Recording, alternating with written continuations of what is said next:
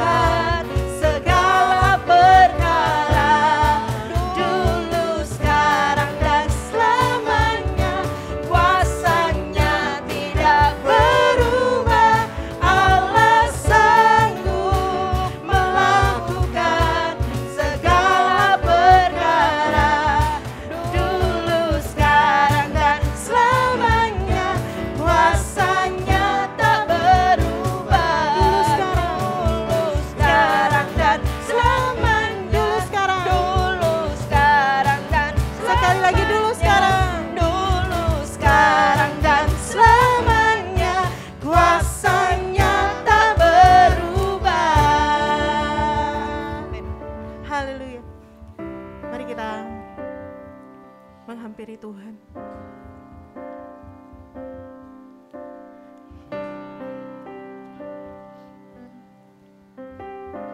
Kau Bapa yang setia Tuhan. Bapa, Kau setia.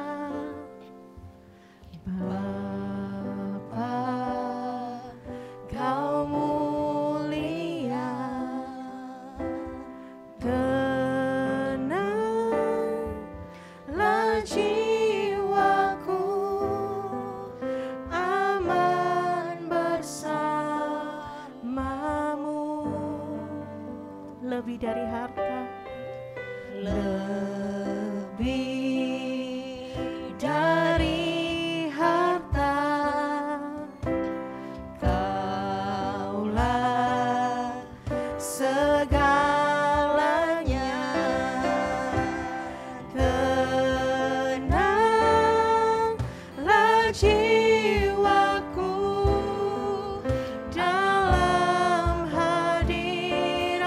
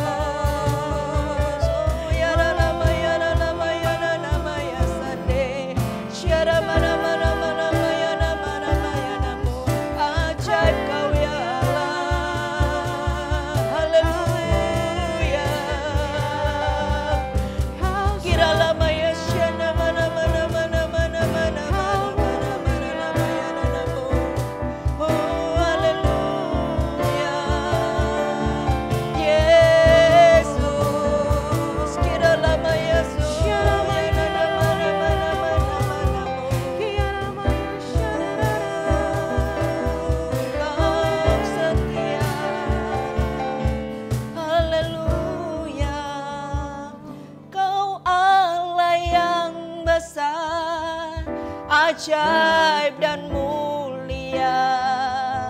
Kau Yesus yang selalu membuatku terpesona. Segala pujian bagimu ya Tuhan. Hanya Kau yang layak diagungkan. Kau Allah yang besar, ajaib dan mulia.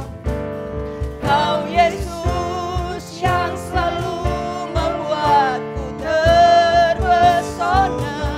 Segala pujian amin bagimu ya Tuhan. Hanya Kau yang layak diagungkan. Mari angkat suaramu, angkat hatimu. Kau Allah yang besar, Kau Allah yang besar. Kami kagum akan Engkau, ajaib Engkau ya Allah. Amin. Kau Yesus yang selalu membuatku terpesona. Segala pujian bagimu ya Tuhan. Hanya Kau yang layak diagungkan. Hanya Kau yang layak. Hanya Kau yang layak. Hanya Kau yang layak diagungkan.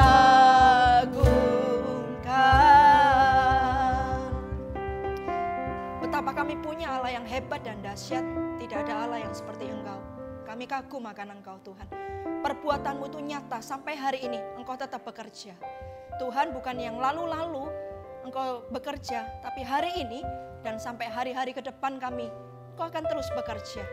Dan hamba juga percaya, hari ini, detik ini juga, Tuhan sedang bekerja menjamah setiap para wanita yang sedang menonton ibadah online hari ini. Mereka punya kebutuhan sendiri, mereka punya kesusahannya sendiri. Hamba percaya yang pribadi yang paling tahu itu adalah Engkau saja. Dan detik ini juga, hari ini juga, saat ini juga, Tuhan sedang menjamah. Para wanita, buka hati, Tuhan menjamahmu dimanapun engkau berada. Di mana ada hati yang rindu, di situ Tuhan akan hadir. Tuhan tidak bisa dibatasi dengan jarak dan waktu. Mungkin Anda lihat tayangan ini sudah rerunnya, ya. Sekalipun Anda lihatnya bukan pada hari H, saya percaya juga Tuhan tetap bisa menjamahmu. Tuhan, terima kasih, terus bekerja ya Roh Kudus. Ajari kami untuk kami menjadi wanita yang membawa pengaruh. Karena kami percaya Tuhan punya rencana buat setiap para wanita.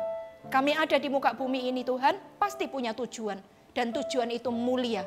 Biar kami semua ada di dalam rencana dan tujuan-Mu ya Tuhan. Tak ada satupun yang gugur, tak ada satupun yang melenceng ke kanan atau ke kiri. Biar kami ada pada pusat kehendak-Mu. Urapi hamba juga. Dalam nama Tuhan Yesus. Haleluya. Amin. Shalom para wanita. Orang-orang yang luar biasa, senang sekali ya. Ini adalah poin yang terakhir yang akan kita sama-sama pelajari. Wanita yang membawa pengaruh. Saya mau beritahu dulu, bukan sebuah kebetulan kalau kita ada di muka bumi ini. Tuhan pasti punya rencana. Bagaimanapun mungkin ya ada orang yang bilang saya ini pernah mau digugurkan gitu ya. Atau saya ini hasil dari mungkin dari hubungan yang tidak berkenan atau segala macam apapun gitu ya. Latar belakangmu, saya tahu bahwa kalau engkau ada di muka bumi ini, Tuhan punya rencananya, Tuhan punya panggilannya. Kenapa saya bisa bilang seperti itu? Karena ada banyak orang yang juga sudah menikah resmi gitu ya. Sampai hari ini udah belasan tahun, bahkan udah puluhan tahun, belum juga dikaruniai anak. Belum juga ada benih di dalam rahim istri ini gitu ya. Saya tidak sedikit orang minta tolong untuk didoakan supaya punya keturunan. Entah yang masih 3 tahun menikah, 10 tahun, bahkan ada yang sampai puluhan tahun gitu ya. Padahal tidak pernah jaga gitu. Tapi ya tidak dikasih. Jadi kalau hari ini engkau ada di muka bumi ini, mungkin sekalipun karena mungkin masa lalu orang tuamu yang salah pada waktu itu, atau mungkin karena engkau pernah mau diaborsi atau segala macam, apapun alasannya, kalau engkau ada sekarang, itu berarti Tuhan punya rencana. Karena itu temukan gitu ya. Saya berdoa Anda menemukannya melalui firman Tuhan ini. Wanita yang membawa pengaruh. Setiap kita ini dipakai Tuhan gitu ya, dimanapun kita berada. Entah engkau ada di rumah tangga, di pekerjaan, dimanapun. Tuhan itu mau pakai kita. Kenapa? Karena kita ini kan juga garam. Garam itu firman Tuhan katakan, kalau tawar apalagi gunanya, tidak ada lagi kecuali dibuang dan diinjak orang. Tuhan memanggil kita garam dunia, Tuhan memanggil kita terang dunia. Saya belum masuk dalam firman Tuhan, saya masih intermezzo dulu. Nah, Tuhan memanggil kita menjadi terang dunia, Tuhan memanggil kita menjadi garam dunia. Berarti garam itu kan kasih pengaruh gitu ya. Garam itu kalau tidak asin lagi tidak ada gunanya kecuali dibuang dan diinjak orang. Dengan kata lain, setiap kita, kalau kita adalah anak-anak Tuhan, berarti Tuhan itu mau pakai kita, kasih pengaruh buat orang-orang di sekitar kita. Dimanapun kita berada. Tuhan tidak mau kita jadi tawar gitu. Nah sesungguhnya kita itu mau, Tuhan mau pakai setiap kita bawa pengaruh di luar sana. Baik di dalam keluarga, rumah tangga kita, di tempat kita bekerja, atau di tempat kita pelayanan, dimanapun kita berada. Di keluarga kecil kita, di keluarga besar gitu ya, keluarga mertua, keluarga menantu gitu ya. Dimanapun kita berada, Tuhan mau kita bawa pengaruh. Nah, kita belajar sama-sama dari seorang tokoh yang namanya Esther. Pengaruhnya ini luar biasa. Apa? Dia pengaruh dari Esther ini bisa membuat yang seharusnya bangsanya itu binasa. Jadi tidak jadi binasa. Yang seharusnya bangsanya ini mengalami sesuatu yang buruk. Tetapi karena Esther tidak jadi itu semua. Nah pengaruh yang luar biasa ya. Tuhan mau kita juga punya pengaruh dimanapun kita berada, pengaruh yang seperti Tuhan mau. Karena pengaruh ada dua, pengaruh yang berkenan atau pengaruh yang tidak berkenan. Tentu saja yang tidak berkenan Tuhan tidak mau gitu ya. Pergaulan buruk merusak kebiasaan baik. Kalau kita bergaul dengan orang yang buruk gitu ya, kita dapat pengaruh buruk dari luar. Kalau kita tidak jaga diri, kalau kita tidak waspada, kita akan kena pengaruh. Demikian juga sebaliknya. Pergaulan buruk merusakkan kebiasaan yang baik. Jangan kita menjadi orang yang melakukan pergaulan buruk itu sehingga kita merusak teman kita yang punya kebiasaan baik gitu ya. Nah, pengaruh yang berkenan itu yang akan kita sama-sama pelajari hari ini. Buka sama-sama saya di dalam Esther pasal 3 ayat pertama sampai ayat yang ke-15. Saya akan baca. Muslihat Haman untuk memusnahkan orang Yahudi. Sesudah peristiwa-peristiwa ini maka Haman bin Hamedata orang Agag dikaruniailah kebesaran oleh Raja Ahasiveros dan pangkatnya dinaikkan serta kedudukannya ditetapkan di atas semua pembesar yang ada di hadapan baginda. Dan semua pegawai raja yang di pintu gerbang istana raja berlutut dan sujud kepada Haman. Sebab demikianlah diperintahkan raja tentang dia, tetapi Mordekai tidak berlutut dan tidak sujud. Maka para pegawai raja yang di pintu gerbang istana raja berkata kepada Mordekai, "Mengapa engkau melanggar perintah raja?" Setelah mereka menegur dia berhari-hari dengan tidak didengarkannya juga, maka hal itu diberitahukan mereka lah kepada Haman untuk melihat apakah sikap Mordekai itu dapat tetap, sebab ia telah menceritakan kepada mereka bahwa ia orang Yahudi. Ketika Haman melihat bahwa Mordekai tidak berlutut dan sujud kepadanya, maka sangat panaslah hati Haman. Tetapi ia menganggap dirinya terlalu hina untuk membunuh hanya Mordekai saja, karena orang telah memberitahukan kepadanya kebangsaan Mordekai itu. Jadi Haman mencari ikhtiar memusnahkan semua orang Yahudi, yakni bangsa Mordekai itu, di seluruh kerajaan Ahasiveros. Dalam bulan pertama, yakni bulan Nisan, dalam tahun yang ke-12 zaman Raja Ahasiveros, orang membuang pur, yakni undi di depan Haman, hari demi hari, dan bulan demi bulan sampai jatuh pada bulan yang ke-12, yakni bulan Adar. Maka sembah Haman kepada Raja Ahasiveros, ada suatu bangsa yang hidup tercerai-berai dan terasing di antara bangsa-bangsa di dalam seluruh daerah kerajaan tuanku. Dan hukum mereka berlainan dengan hukum segala bangsa. Dan hukum raja tidak dilakukan mereka, sehingga tidak patut bagi raja membiarkan mereka leluasa. Jikalau baik pada pemandangan raja, hendaklah dikeluarkan surat titah untuk membinasakan mereka. Maka hamba akan menimbang perak 10.000 talenta dan menyerahkannya kepada tangan para pejabat yang bersangkutan, supaya mereka memasukkannya ke dalam perbendaharaan raja. Maka raja mencabut cincin materainya dari jarinya. Lalu diserahkan kepada Haman bin Hamedata, orang Agag, seteru orang Yahudi itu. Kemudian titah raja kepada Haman, perak itu terserah kepadamu, juga bangsa itu untuk kau perlakukan seperti yang kau pandang baik. Maka dalam bulan yang pertama pada hari yang ke-13 dipanggillah para panitera raja, lalu sesuai dengan segala yang diperintahkan Haman, ditulislah surat kepada wakil-wakil raja, kepada setiap bupati yang menguasai daerah, dan kepada setiap pembesar bangsa, yakni kepada tiap-tiap daerah menurut tulisannya, dan kepada tiap-tiap bangsa menurut bahasanya. Surat itu ditulis atas nama Raja Ahasiveros dan dimateraikan dengan cincin materai raja.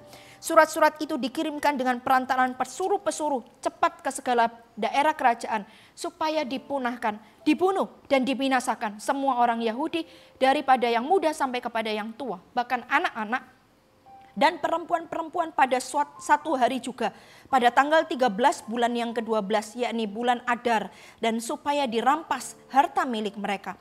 Salinan surat itu harus diundangkan di dalam tiap-tiap daerah, lalu diumumkan kepada segala bangsa supaya mereka bersiap-siap untuk hari itu. Maka dengan tergesa-gesa berangkatlah pesuruh-pesuruh cepat itu dan atas tita raja, dan undang-undang itu dikeluarkan dan di dalam benteng Susan dikeluarkan di dalam benteng Susan. Sementara itu raja serta Haman duduk minum-minum, tetapi kota Susan menjadi gempar. Nah, ini cerita di mana waktu itu ya Ahasiveros punya ratu namanya Wasti, lalu karena ketidaktaatannya maka Wasti itu dibuang, lalu digantikan dengan seorang yang namanya Esther.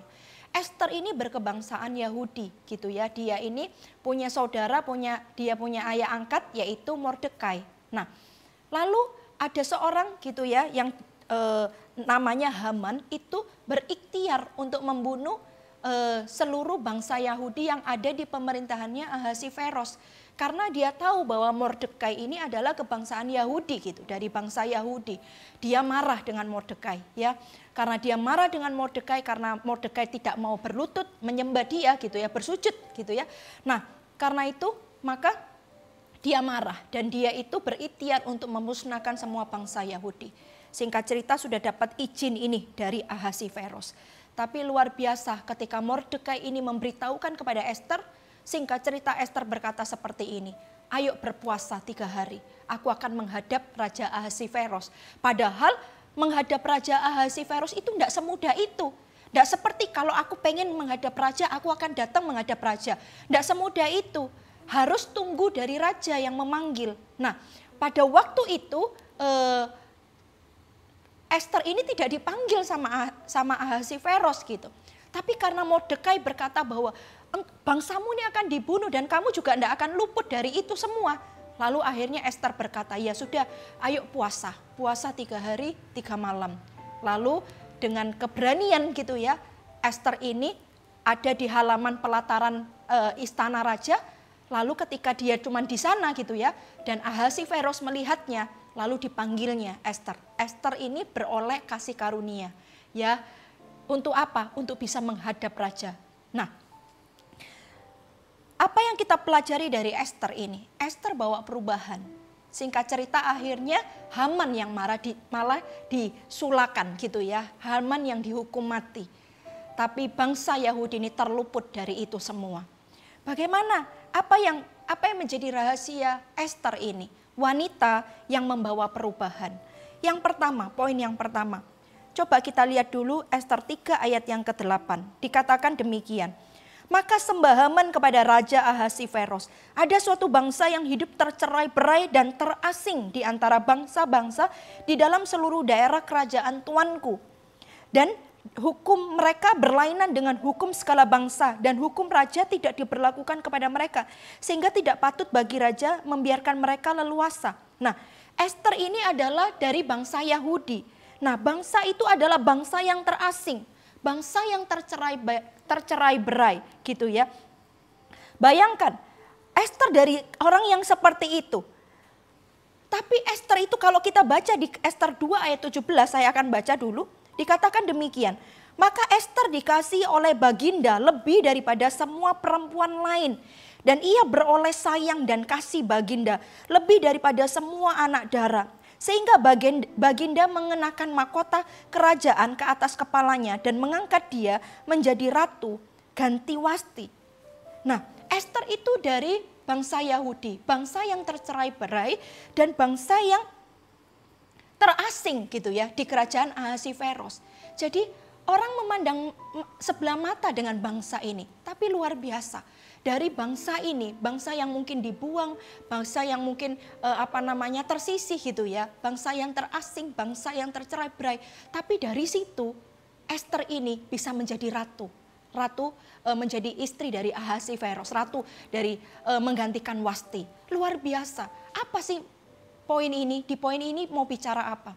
Yang pertama, sebelum Tuhan pakai kita membawa perubahan buat orang lain, buat lingkungan sekitar kita, pastikan perubahan itu terjadi terlebih dahulu di dalam diri kita.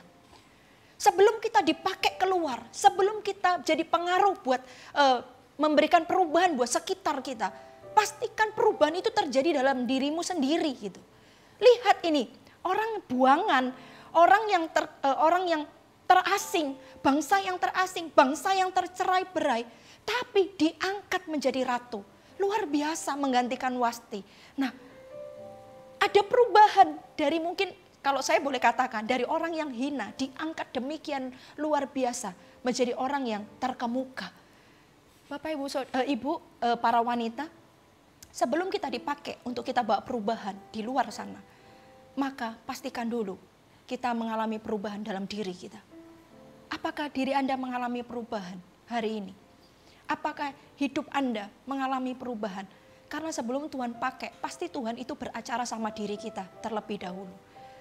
Sebelum Tuhan pakai kita luar biasa, sebelum Tuhan bawa perubahan, entah buat suami kita, buat anak-anak, buat di dalam pelayanan kita, pasti Tuhan itu punya acaranya sama kita. Mungkin kita yang suka marah, Tuhan akan ubahkan kita supaya kita menjadi orang yang sabar. Orang yang keras mungkin kita, Tuhan punya acara sama kita. Untuk apa? Untuk kita menjadi orang yang lemah lembut. Orang yang dulu mengandalkan kekuatannya sendiri, orang yang sombong mungkin. Tuhan punya acara sama kita. Apa? Tuhan mau merubah kita terlebih dahulu sebelum kita dipakai untuk merubah orang lain. Apa? Dibuat menjadi orang yang rendah hati. Karena orang yang rendah hati adalah orang yang dipakai Tuhan. Nah, bagaimana dengan kita hari ini? Anda mau menjadi orang yang bawa perubahan. Di dalam rumah tanggamu itu perlu ada orang yang berdiri buat rumah tangga Anda. Dan dimulai dari siapa? Jangan tuntut suamimu. Karena suamimu mungkin tidak pernah dengar kebenaran firman Tuhan yang ini. Kalau hari ini engkau yang dengar kebenaran firman Tuhan ini, berarti Tuhan itu mau pakai Anda. Tuhan itu mau pilih Anda untuk apa? Bawa perubahan di dalam rumah tanggamu. Engkau mungkin orang yang suka ngomel gitu ya. Kata-katamu ini suka ngomel, suka negatif terus. Nah, Tuhan mau bawa engkau, Tuhan mau pakai engkau.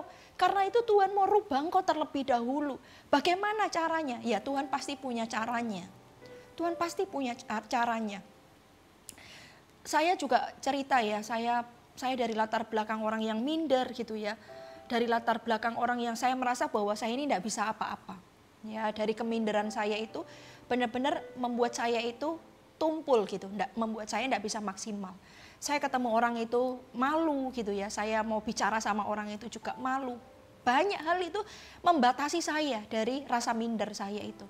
Sampai suatu ketika saya itu berdoa sama Tuhan.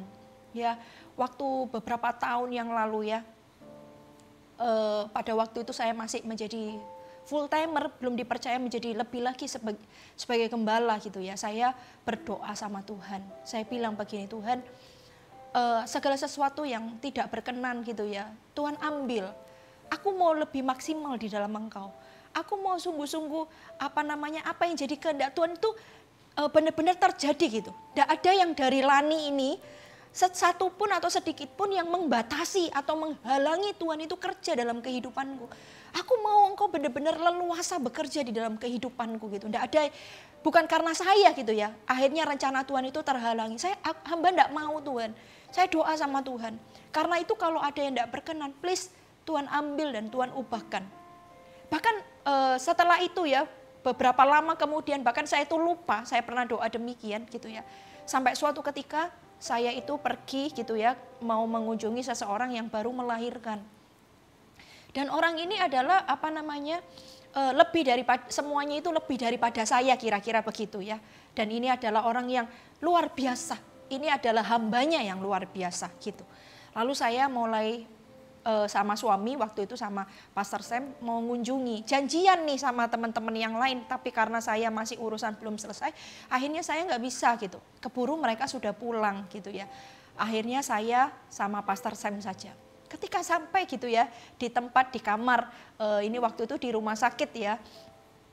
Ini pada waktu itu jauh sebelum pandemi, enggak ada pandemi. Nah, ketika itu tiba-tiba mulut saya itu menjadi keluh. Saya enggak bisa ngomong gitu. Saya tiba-tiba enggak tahu.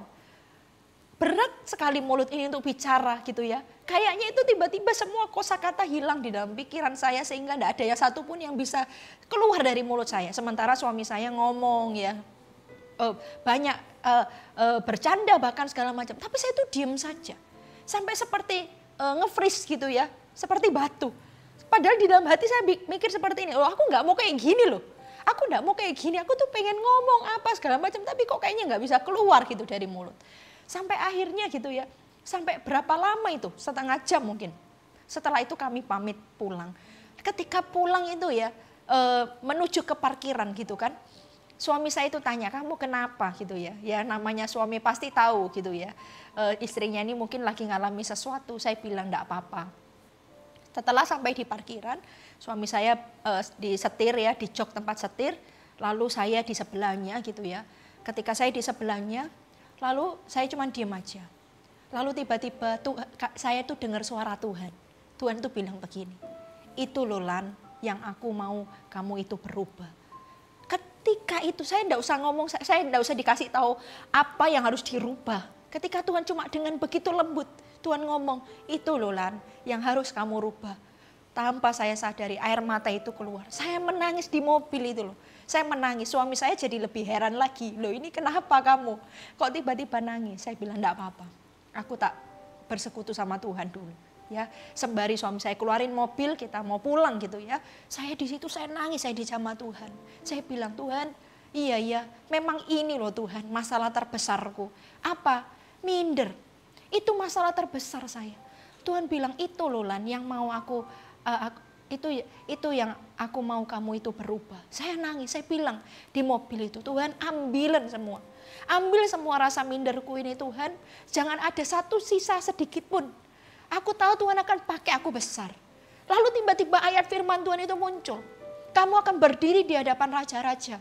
Di hadapan orang-orang besar kamu akan berdiri. Ayat-ayat itu tiba-tiba muncul.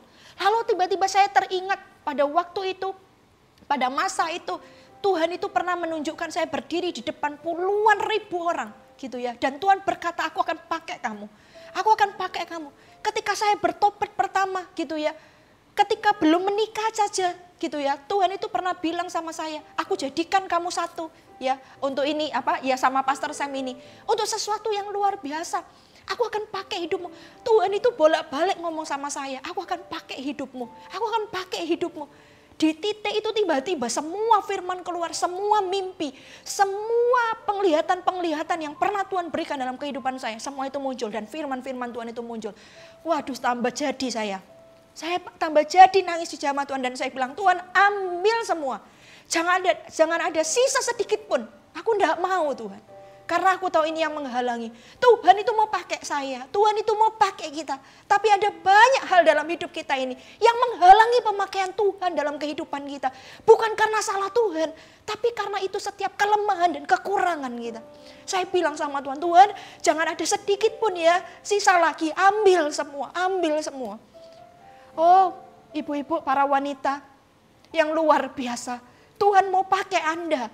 Tapi sebelum kita bawa perubahan di luar sana, Tuhan akan merubah diri Anda terlebih dahulu. Semua kekuranganmu, semua kelemahanmu, izinkan Tuhan itu ambil. Izinkan. Anda pernah enggak doa, Tuhan pakai aku. Tuhan ini aku, pakai aku. Loh, kesempatannya sudah datang sekarang. Kenapa Anda lari? Kenapa Anda lari? Ketika kesempatan itu datang, ambil. Saya itu berulang kali saya ngomong seperti ini tuh kadang saya itu tertawa sendiri. Kenapa? Karena tidak bisa dipungkiri. Saya pun demikian. Saya pun demikian. Tapi sekali lagi saya tahu bahwa Tuhan mau pakai saya. Dan semuanya itu dimulai dari perubahan diri sendiri. Tuhan punya acara dalam diri Anda. Hari ini Roh Kudus pasti ngomong satu demi satu. Ini loh yang harus dirubah, ini loh yang harus dirubah, ini loh yang harus dirubah. Mau enggak Anda mengizinkan Roh Kudus itu bekerja leluasa dalam diri Anda? Caranya itu nanti aneh-aneh dan macam-macam. Tapi itu caranya Tuhan untuk apa? Mengubah Anda. Mengubah Anda. Caranya demikian. Saya ingat dulu gitu ya, saya sebelum bertobat sungguh-sungguh, saya ingat saya pernah punya kepahitan yang luar biasa gitu ya. Bagaimana cara Tuhan untuk cabut itu semua. Saya ingat waktu itu, Lani aku mau pakai kamu. Tapi satu, ampuni orang ini, ampuni. Waduh Tuhan, gak mudah. Gak mudah, tapi saya bilang, saya ingat waktu itu. Tapi aku mau, aku gak bisa Tuhan, tapi aku mau. Roh Kudus mampukan aku ya, gitu ya. Tahu bagaimana caranya ketika ketemu dengan orang itu. Ya, saya biasanya kalau ngomong itu mesti nadanya tinggi, gak pernah nada yang bagus gitu ya. Ngomongnya selalu nada tinggi dan seperlunya. Tapi hari itu, kayak Tuhan itu, ayo belajar ngomong. Pas saya itu belajar ngomong gitu ya, menyapa, buka pembicaraan. Tapi dengan nada yang baik, bukan nada yang tinggi lagi. Di situ loh, Tuhan itu jamah saya. Tiba-tiba setiap kekecewaan dan kepahitan, Tuhan angkat. Itu ya, caranya Tuhan aneh-aneh, unik-unik. Tapi ikut aja caranya Roh Kudus. Karena cara Roh Kudus itu paling indah dan paling luar biasa buat kehidupan kita. Katakan amin. Ingat, Tuhan akan merubah diri Anda terlebih dahulu sebelum Dia pakai Anda. Yang kedua, apa yang kita pelajari dari Esther ini? Yang kedua, kita lihat di dalam Esther 2 ayat yang ke-9. Saya baca, maka gadis itu sangat baik pada pemandangannya dan menimbulkan kasih sayangnya. Sehingga Hegai segera memberikan wangi-wangian dan pelabur kepadanya. Dan juga 7 orang dayang-dayang yang terpilih dari isi istana raja. Kemudian memindahkan dia dengan dayang-dayangnya ke bagian yang terbaik di dalam balai perempuan. Lompat ayat yang ke-15. Ketika Esther anak Abihail, yakni saudara ayah Mordekai yang mengangkat Esther sebagai anak, mendapat giliran untuk masuk menghadap raja, maka ia tidak menghendaki sesuatu apapun selain daripada yang dianjurkan oleh Hegai, sida-sida raja, menjadi sida-sida raja penjaga para perempuan. Maka Esther dapat menimbulkan kasih sayang pada semua orang yang melihatnya. Maka Esther dikasihi oleh baginda lebih daripada semua perempuan lain, dan ia beroleh kasih sayang dan kasih baginda lebih daripada semua anak darah lain, sehingga baginda mengenakan mahkota kerajaan ke atas kepalanya dan mengangkat dia menjadi ratu ganti wasti. Ayat yang ke-7, saya kelewatan. Mordekai itu pengasuh Hadasa, yakni Esther, anak saudara ayahnya, sebab anak itu tidak beribu bapak lagi. Ini, gadis itu elok perawakannya dan cantik parasnya. Ketika ibu bapaknya mati, ia diangkat sebagai anak oleh Mordekai. Yang kedua, wanita yang membawa perubahan yang kedua, ada sesuatu yang menarik di hidupnya. Ada sesuatu yang menarik dalam hidup Esther sehingga orang itu kalau lihat dia itu bisa menimbulkan kasih dan sayang. Baik Hegai, baik apalagi Raja Ahasiveros gitu ya, ketika lihat gitu ya, menimbulkan kasih dan menimbulkan sayang. Memang loh di dalam hidup ini ada tipe-tipe orang tertentu, itu kalau ada sesuatu yang menarik gitu loh di dirinya. Sehingga apa? Sehingga bisa menimbulkan anugerah. Sehingga bisa menimbulkan kasih karunia di dalam kehidupannya. Sehingga bisa menimbulkan belas kasihan. Memang ada orang-orang tertentu. Lalu juga tidak lupa ditulis di dalam poinnya. Dia itu orang yang cantik dan elok parasnya. Para wanita, jadilah orang yang punya sesuatu yang menarik di dalam hidup Anda. Kita tidak bisa menjadi semua, kita tidak bisa menjadi orang yang sempurna. Tapi punyailah diri dalam dirimu itu sesuatu yang menarik gitu ya. Sehingga apa? Itu bisa menimbulkan belas kasihan. Kita tidak perlu belas kasihan orang lain. Tapi ada sesuatu yang menarik dalam diri Esther. Sehingga itu menimbulkan kasih dan sayang. Entah itu kepribadiannya, entah itu karakternya. Kalau firman Tuhan katakan gadis itu sangat baik katanya. Dan sangat baik pada pemandangannya, menimbulkan kasih dan sayang. Orang ini baik, orang ini cantik gitu ya. Para wanita, ini sebelum kita ngomong tentang kecantikan rohani yang harus kita punya, kecantikan jasmani itu juga perlu loh kita harus jaga. gitu ya. Kalau mau bawa pengaruh di luar sana, orang di luar sana banyak yang cantik. Kita anak Tuhan, kita juga harus cantik gitu ya. Cantik enggak harus mahal, paling enggak Anda rapi dan bersih gitu ya, enak dipandang. Jadi saya juga mau dorong setiap Anda yang mungkin Anda ya sudahlah ini aku apa adanya. Enggak salah dengan itu semua. Kita juga harus sederhana, kita harus apa adanya. Tapi jangan lupa kita juga harus cantik. Tuhan melihat apa yang ada di dalam hati, tapi manusia melihat apa yang tampak di depan mata, gitu ya. Kadang untuk sebuah promosi, penampilan itu juga perlu diperhatikan. Karena itu kita juga harus memperhatikan gitu ya. Nah ini, Esther ini cantik parasnya, elok wajahnya gitu. Dia elok parasnya, dia cantik ya. Berarti Esther juga memperhatikan penampilannya. Dia juga memperhatikan penampilannya, tapi yang lebih cantik itu adalah manusia batiniah yang dimiliki oleh Esther. Para wanita gitu ya, fokus kepada manusia batiniah, rohani ini lebih daripada yang jasmani. Tapi yang jasmani juga harus diperhatikan gitu ya. Ada sesuatu yang menarik, kepribadiannya, karakternya. Pastikan para wanita punya itu semua. Cantik di dalam, sehingga cantik juga keluar ya. Kalau itu menarik gitu ya, itu akan menimbulkan anugerah dalam kehidupan kita, menimbulkan kasih karunia, menimbulkan belas kasihan. Dimanapun itu kayaknya itu dimudahkan gitu ya. Saya berdoa itu juga terjadi kepada setiap para wanita yang ada di ibadah online ini. Katakan amin. Yang ketiga, apa yang kita pelajari dari Esther? Yang ketiga, di ayat yang agak lompat ya, saya akan bacakan Esther 4. Ayat yang ke-16 dikatakan seperti ini. Pergilah, kumpulkanlah semua orang Yahudi yang terdapat di Susan, dan berpuasalah untuk aku. Janganlah makan dan janganlah minum 3 hari lamanya. Baik waktu malam, baik waktu siang. Aku serta dayang-dayangku pun akan berpuasa demikian. Dan kemudian aku akan masuk menghadap raja. Sungguh pun berlawanan dengan undang-undang. Kalau terpaksa aku mati, biarlah aku mati. Gitu ya. Nah, akhirnya disuruh puasa. Untuk apa? Untuk supaya Esther juga puasa gitu. Bangsanya disuruh puasa juga. Supaya apa? Supaya dilalukan itu semua. Bangsa Yahudi tidak jadi dibinasakan, dimusnahkan. Lalu singkat cerita itu yang terjadi memang. Akhirnya bangsa Yahudi tidak jadi untuk dimusnahkan. Nah, apa poin yang ketiga ini? Poin yang ketiga adalah wanita yang hidupnya tidak egois. Kalau Anda mau bawa perubahan, hidup bukan hanya mikirin diri sendiri, tapi hidup juga untuk orang lain. Pertama hidup untuk Tuhan, hiduplah juga untuk orang lain. Nah Esther ini, dia itu kalau dia egois, dia tidak akan mau. Sekalipun dipaksa sama Mordekai, dia tidak akan mau. Kenapa? Karena itu taruhannya nyawa. Karena kalau tidak pada waktunya dipanggil sama raja, nggak bisa kita ini seenaknya ngadep raja gitu. Jadi taruhannya itu nyawa. Tapi Esther bilang gini, sekalipun aku harus mati ya enggak apa-apa. Aku akan melakukan itu. Aku akan melakukan itu. Nah Esther ini adalah orang yang hidupnya tidak egois. Orang yang dipakai Tuhan untuk bawa perubahan itu adalah orang yang hidupnya tidak egois. Yang tidak hanya memikirkan dirinya sendiri. Dia memikirkan Tuhan dan memikirkan orang lain. Orang yang demikian akan dipakai oleh Tuhan. Akan dipakai. Situasi yang sekarang ini membuat kita menjadi egois gitu ya. Tapi bagaimana dengan kita hari ini para wanita? Ketika kita tidak hidup untuk diri sendiri, kita tidak egois, Tuhan akan pakai kita.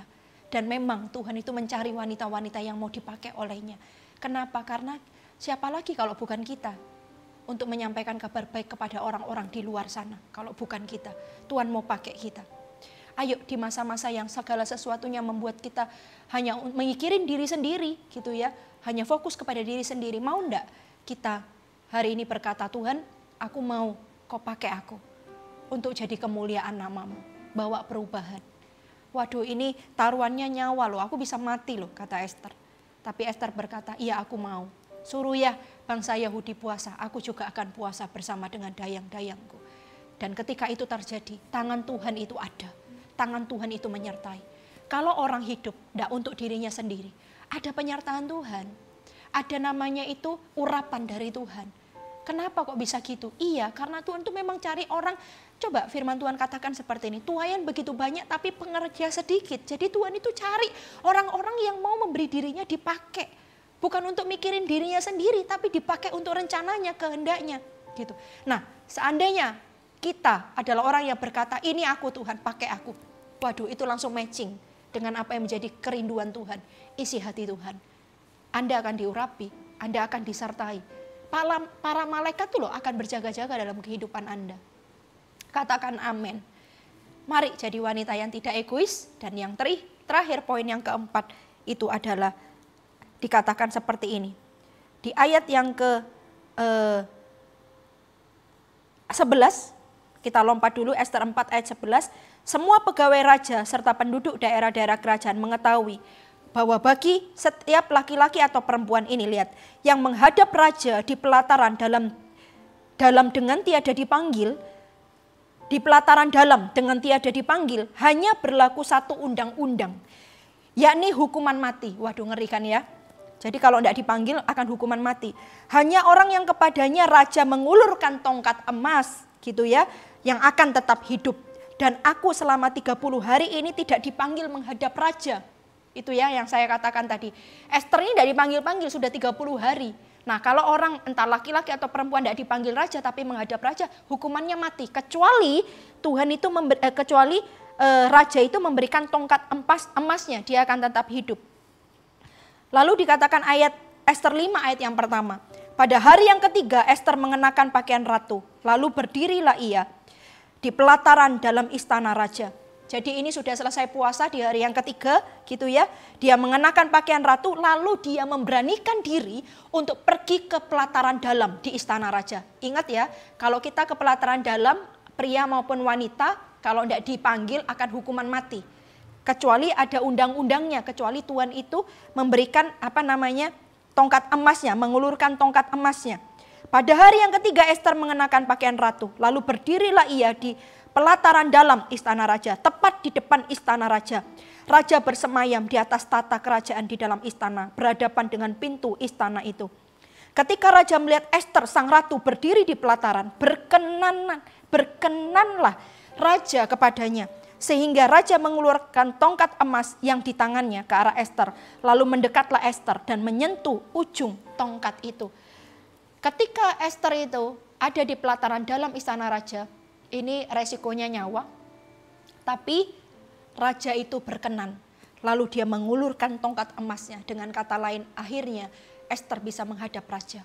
Wanita yang membawa pengaruh itu adalah wanita yang berani. Orang yang berani itu adalah orang yang dipakai sama Tuhan.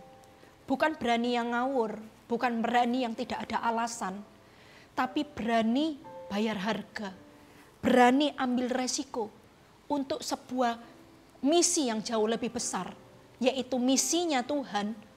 Orang ini berani ambil resiko. Orang berani itu dipakai Tuhan. Petrus itu berani keluar dari perahunya. Dia bisa berjalan di atas air. Orang berani itu dipakai Tuhan. Karena itu kita ini, hai para wanita, jadilah berani. Bukan berani yang ngawur ya, sekali lagi harus digarisbawahi. Bukan berani yang tidak ada alasan. Engkau harus tahu beranimu itu untuk apa. Berani menghadapi setiap resiko yang ada. Bukan berani yang, oh iya ya, Anda hutang online gitu ya, lalu Anda berani menghadapi. Loh, tunggu dulu, Anda hutang online itu karena apa? Karena hanya untuk keperluan, bukan hanya untuk foya-foya ya, Anda salah. Itu berani yang ngawur itu. Itu berani yang tidak berkenan itu. Berani bayar harga. Berani untuk sesuatu yang Anda tahu tujuannya itu untuk sebuah misi ilahi. Itu Anda harus berani. Berulang kali Tuhan itu melatih saya di area ini. Di area berani ini. Kalau mau bawa perubahan itu harus berani. Berani melangkah, berani menghadapi. Anda tahu bahwa saya ingat pada waktu itu mau KKR yang ada di Mataram, Lombok ya. Dan itu bukan perkara yang mudah. Karena situasi dan kondisi gitu ya, apalagi ketika waktu itu KKR kami mengalami banyak pertentangan. Sana sini saya tidak usah sebutkan itu apa. Pada waktu itu secara manusia bisa gemetar, bisa takut juga. Bisa mengambil keputusan sudah mundur saja. Karena resikonya terlalu besar, ini bla bla bla bla gitu ya. Belum lagi ancaman ini dan segala macamnya. Tapi di satu titik gitu ya, sebelumnya sebenarnya sebelum mengadakan KKR itu Tuhan sudah berfirman dalam firman Tuhan. Jangan takut bla bla bla bla, itu ya saya sampai tulis di Alkitab saya. Ini message Tuhan untuk untuk Lani saya tulis seperti itu ya, KKR di kota ini gitu. Nah, setelah itu apa yang saya lakukan ya, saya runding dengan Pastor Sam, dengan tim yang ada, lalu kita ambil keputusan maju terus, jalan terus. Dan singkat cerita, akhirnya hari H KKR, kehadiran persis seperti target yang sudah ditetapkan.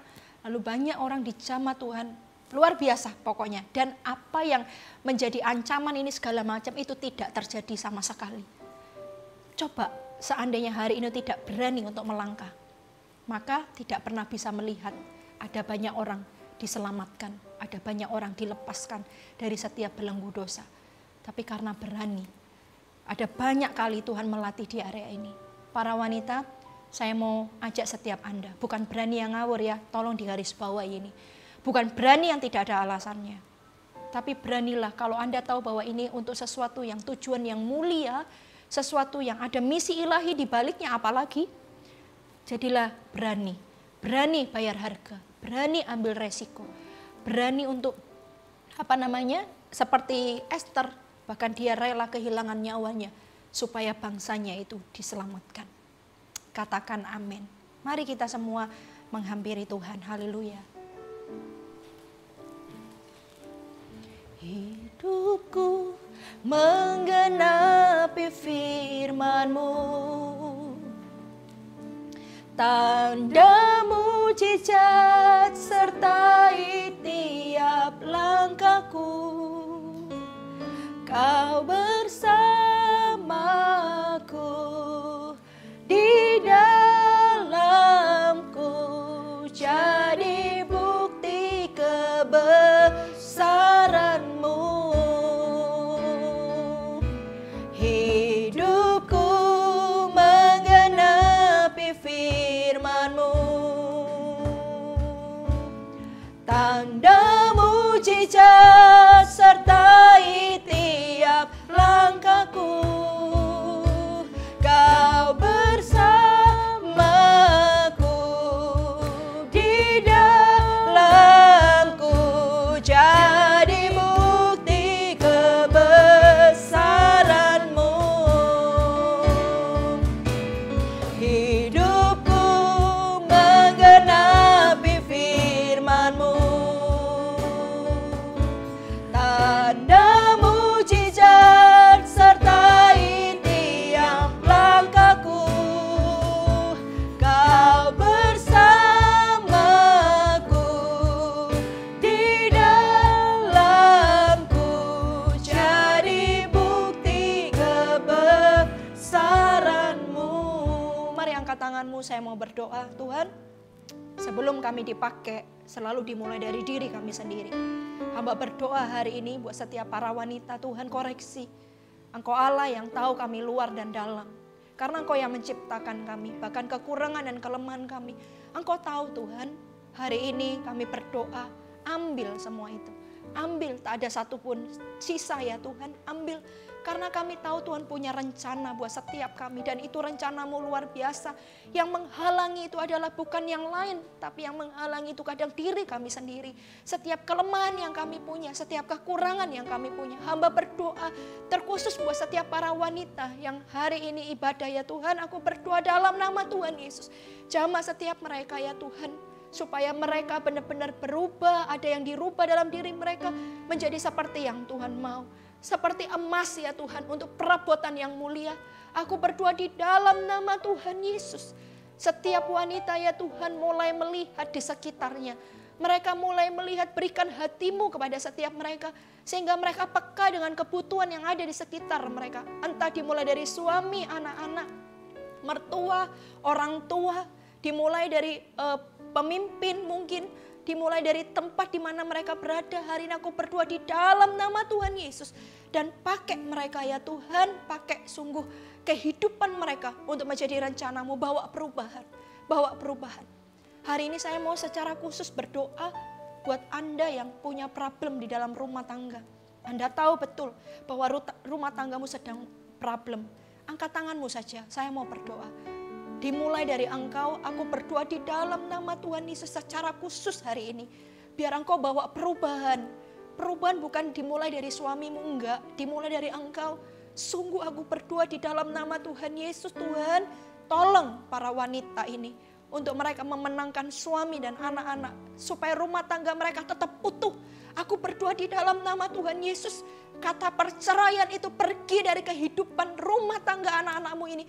Di dalam nama Tuhan Yesus bawa pengaruh yang baik. Kalau sulit gitu ya, ini suamiku sudah tahu selingkuh. Ini suamiku ini sudah tahu sungguhan ini suamiku ini punya wanita lain. Hari ini hamba berdoa Tuhan, biar mereka jadi wanita yang kuat untuk berdiri buat rumah tangga mereka. Jangan perceraian itu tidak boleh ada dalam kehidupan rumah tangga mereka. Dalam nama Tuhan Yesus, aku berdoa kuatkan dan teguhkan ya Tuhan. Supaya wanita-wanita ini juga menjadi wanita yang berdoa, berseru kepadamu. Sehingga ada perubahan terjadi, baik suami, baik rumah tangga. Hari ini aku berdoa di dalam nama Tuhan Yesus Kristus. Dalam nama Tuhan Yesus, Tuhan jamah. Jamah ya Tuhan dari ujung rambut hingga ujung kaki. Di dalam nama Tuhan Yesus, dalam nama Tuhan Yesus. Thank you Tuhan. Terima kasih Tuhan. Oramana syara batakarala barala barala barala barala.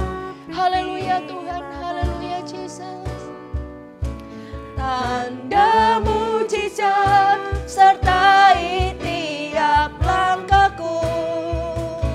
Kau bersamaku di dalamku, jadi bukti kebesaranmu.